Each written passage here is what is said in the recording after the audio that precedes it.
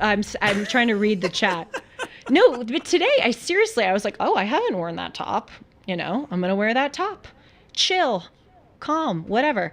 Ian James says, I think your touchy-feely mumbo jumbo is helping me.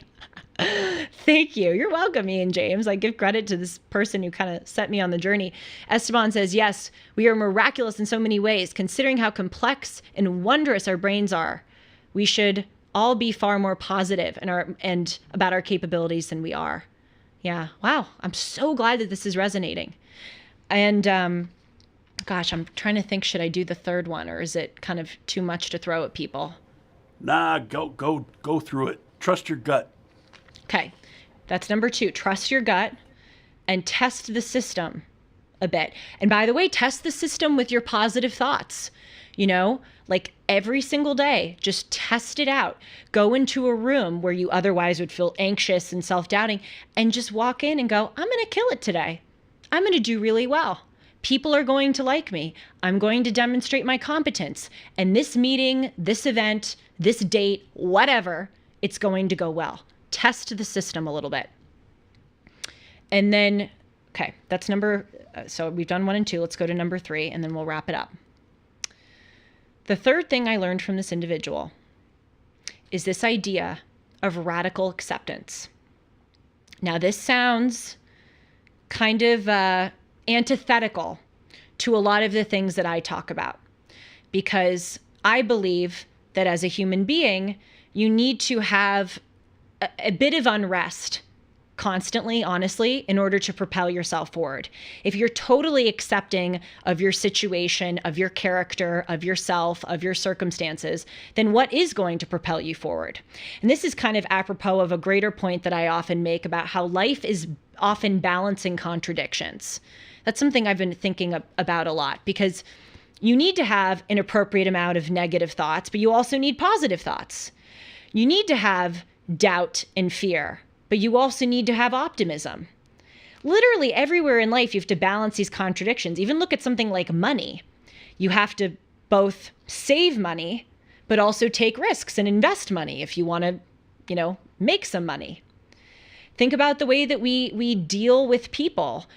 We have to balance being forgiving and understanding of others with also being exacting and knowing when to set boundaries and knowing when to be harsh on people. We have to balance giving attention to our friends versus attention to our family, et cetera, et cetera. So all of this is a balance. But this whole idea of radical acceptance, I think, is really important, where sometimes there are things that we can change in life, but sometimes there are things that we can't. And instead of ruminating about them, especially about the past, just kind of try to approach it with, again, this radical acceptance. Okay, that happened in the past. Maybe that wasn't the best decision. I'm not going to ruminate about it anymore. I can't change it. And I'm going to learn from it and accept that there was a reason that this happened to me. And that if I do better in the future, I can make something of that mistake. And even, again, just in small ways, sometimes if people hate their jobs, they'll go into their jobs and all day they're thinking about how much their boss sucks or how horrible their hours are, or they shouldn't be doing this job, they should move on. And of course, again, balancing contradictions, you should try to change your situation if you can. But also, I think there's something to be said for having a kind of calm and peace about the situation that you're in now and accepting it. Because otherwise, if you just fret and fret and fret, it's just sending you down a terrible mental spiral, and nothing is going to come of that. I'll give a final stupid example, and then Sean's going to speak, and then I promise you I'm going to bid you adieu, and we're going to follow up with all of this very soon. I know this is a lot to throw at you, but it's so important. A lot of people get anxiety about air travel, right? The day before they travel, they go, oh my God, I'm going to, I have to leave 3 hours early. There's definitely going to be traffic. Maybe there's going to be a pro-Palestine protest blocking the entrance to the airport. TSA is going to suck. They're going to make me take off my shoes. I'm going to be tired. My plane may be delayed. I may have a DEI pilot.